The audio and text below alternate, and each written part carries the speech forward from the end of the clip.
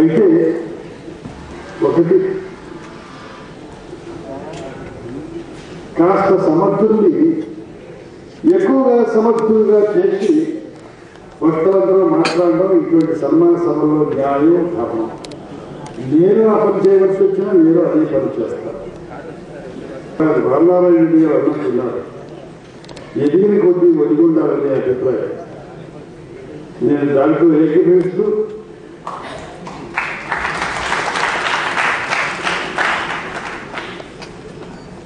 నారాయణ రెడ్డి గారు ఎప్పుడు మాట్లాడినా నాకు స్ఫూర్తి నారాయణ రెడ్డి గారు ఏడికి ఏమిటంటే ఎక్కడ ఎప్పుడు ఎంత మాట్లాడాలో అంత మాట్లాడే వ్యక్తి నారాయణ రెడ్డి గారు. నేను అప్పుడప్పుడు పక్కనవారు వెళ్ళొస్తుండేవాడు. సినిమాల్లో కాకపోతే నాకు అది కామెడీ కావాలి, అది కావాలి, ఇది కావాలి. అది ఉద్యోగి చెప్పిన గురువు గారు, నాకు వేరే రకంగా గురువు గారు కాదు, ఈ రకంగా నారాయణ రెడ్డి గారికి చూసి చాలా మంది ఉన్నారుగా, నేను కూడా అందులో కలిసిపోయాను. వీటన్నిటికంటే ఇచ్చింది ఈ మధ్య నాకు ఎన్నో అవార్డులు వచ్చాయి. కానీ ఎప్పుడైనా నాకు అవార్డు ఇస్తారా, సన్మానిస్తారా, మెడలో దండ వేస్తారా, చేసుకోవడానికి పిల్లనిస్తారా, ఇట్లా ఇటువంటి అవస్థలన్నీ పడ్డ లక్షణాలు నాకు ఉన్నాయి. కానీ ఎన్నో అవార్డులు వచ్చాయి, నాకు సంతోషాన్ని కలిగించాయి. కానీ ఉన్న నిజాన్ని ఉన్నది ఉన్నట్టుగా ఆయన కవిత్వం ద్వారా ఒక సభలో చెప్పి, నాగేశ్వరరావు మనసుకు మడతలు లేవు, మొహానికి ముడతలు లేవు అని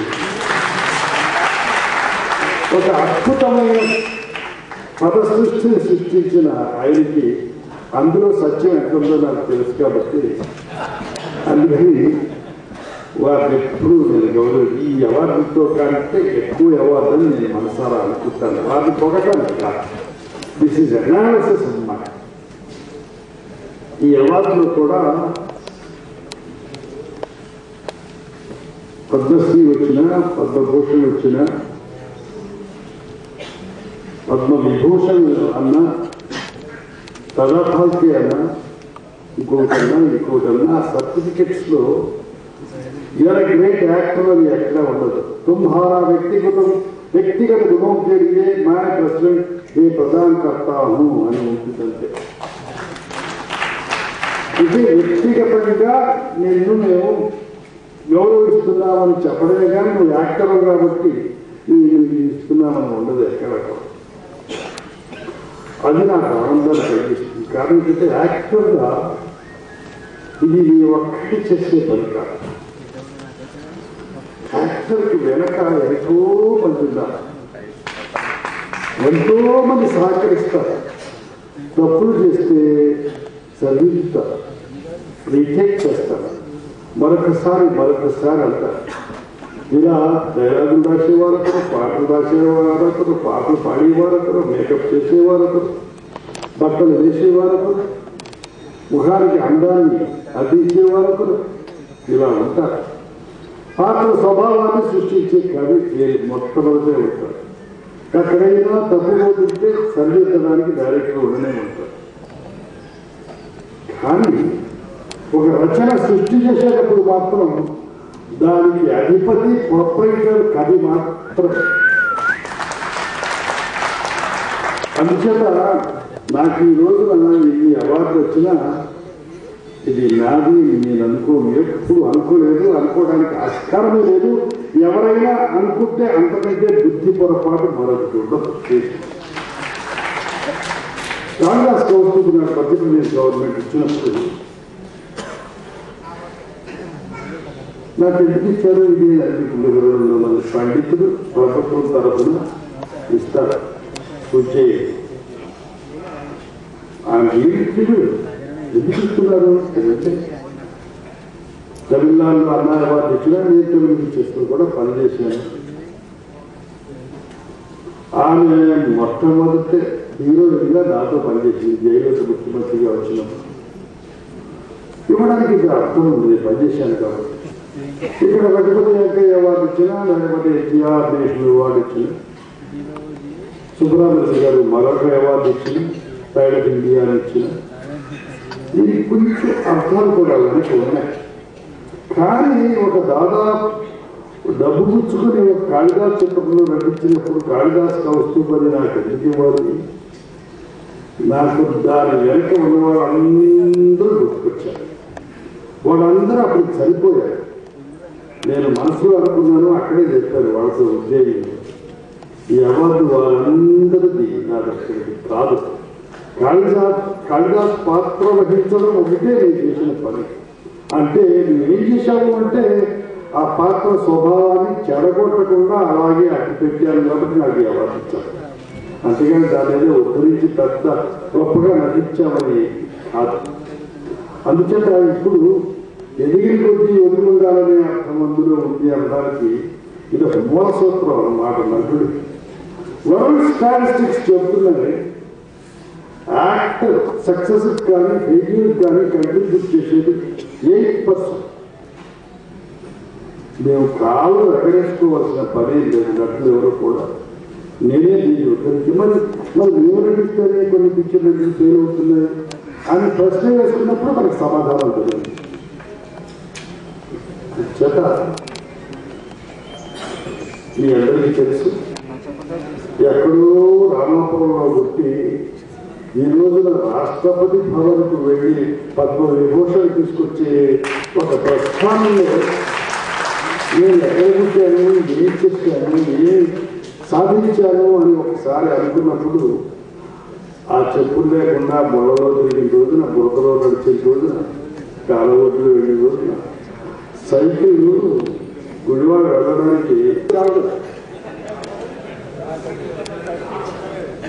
సరే సైకిల్ పక్కనే అదృష్టవంతులు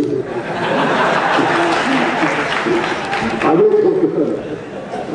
ఆ నిజంగా ఆ ఒక్క కొట్టుకుపోయిన నాగేశ్వరరావు, మొడల్లో తిరిగిన నాగేశ్వరరావు, మరి చదువుకొని నాగేశ్వరరావు, సరిగ్గా తినడానికి అన్ని సమపాడలో ఉంది నాగేశ్వరరావు. ఈ రోజున ఈ రాష్ట్రపతి భవన్కి ఎక్కడం, దేశాలు తిరగడం, దేశాల్లో పండితులతో మాట్లాడే అవకాశం నాకు కలగడం, ఇదంతా కలగా కనిపించే కలగా నిజం నా అదృష్టం. నేను అట్లా భావిస్తున్నాను. దీనంతటికీ కారణం ప్రజలు. సినిమా ఇండస్ట్రీ ఏది చేసినా దాన్ని అనుభవించి ఆనందించి దాన్ని చూసి నేర్చుకునే వాళ్ళు ఉండబట్టే ఈ అవార్డులన్నీ మించిన రివార్డు ప్రజల మనస్సు అనుకునేవాళ్ళు ఒకటి నేను ప్రత్యేకంగా. అందుకనే నాకు అనుగాన దేవుళ్ళు అంటారు.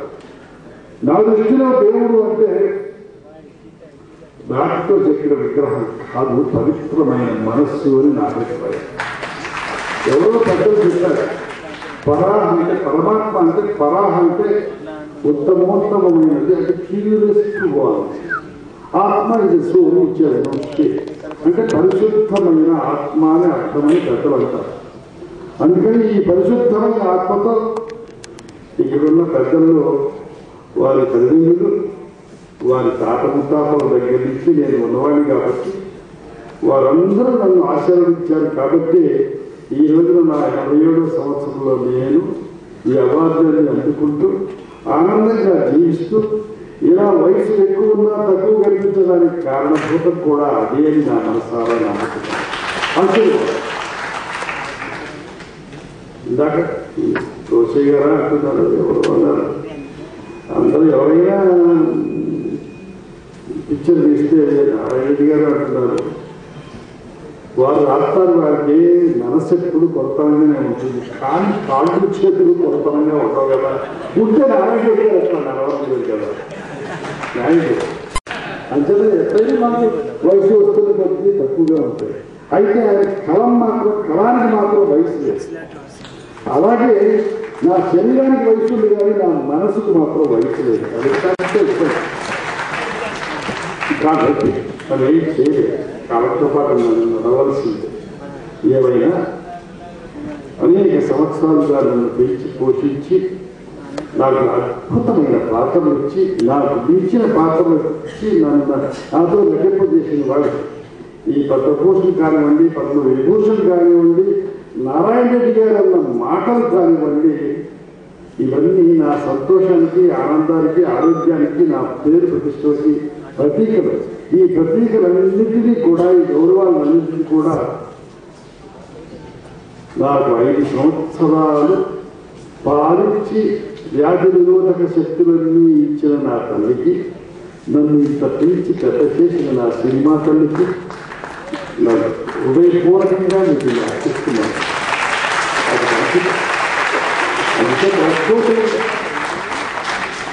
నేను ఇక్కడికి మద్రాసు నుంచి వచ్చినప్పుడు మద్రాసులో ఈ కళా సంస్థలు ఉండి ఇక్కడికి సాహిత్య సభలు, సంగీత సభలు, సాంస్కృతిక సభలు చాలా చక్కగా జరుగుతాయి. ఇక్కడికి అప్పటికి ఉన్న సంస్కృతిని బట్టి ఇక్కడ ఎక్కువ ఉండేది కాదు. ఎవరైనా ఇక్కడ సభలు లేదేంటి, కడకవేస్తూ ఉండేది ఎవరు అని అనుకుంటూ ఉన్న రోజుల్లో రమణమూర్తి ఇచ్చారు. ఈయన మొట్టమొదటిగా ఇక్కడ ఈ సభలు మొదలుపెట్టిన వ్యక్తి ఆయనకి అందుకే నాకు గౌరవం. ఆయన్ని జోసే గారు కేవలం చేసి చాలా మంచి పని చేశారని జోసే గారితో నేను ఎప్పుడు చూస్తాను.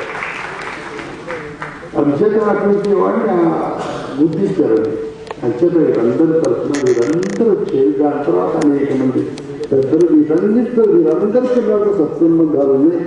నారాయణ రెడ్డి గారు నేను సృష్టించని, వెళ్ళని, ప్రవేశించని, ఏదో రూపంలో ఉందని ఈ సాంస్కృతిక సంస్థలు ఏది ఉన్నట్టు వారందరూ ఈ రోజున చేరి ఒక దానితో ఉండి అందరూ కలిసికట్టుగా ఈ కళలో ఈర్ష్యం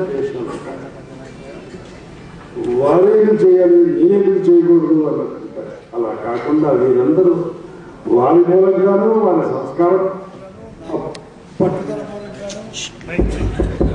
దేని మూలంగానో నాకైతే తెలియదు. కానీ వీరందరూ ఏకతాటిపై నిలబడి అందరూ కలిపి ఇలా నన్ను గౌరవించినందుకు వారందరికీ మనఃపూర్వక కృతజ్ఞతలు తెలియపరుస్తూ,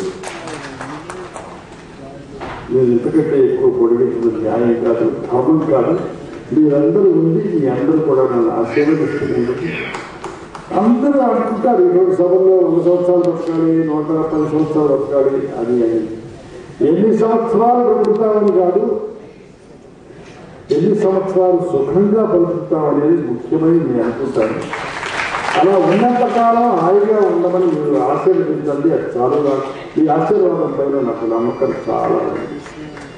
ఏమైనా మరొకసారి ఈ సంస్థలన్నిటికీ మీకు నా గురించి నాకు మంచి మాటలు చెప్పిన పెద్దలందరికీ హృదయపూర్వక కృతజ్ఞతలు తెలియపరుస్తాను.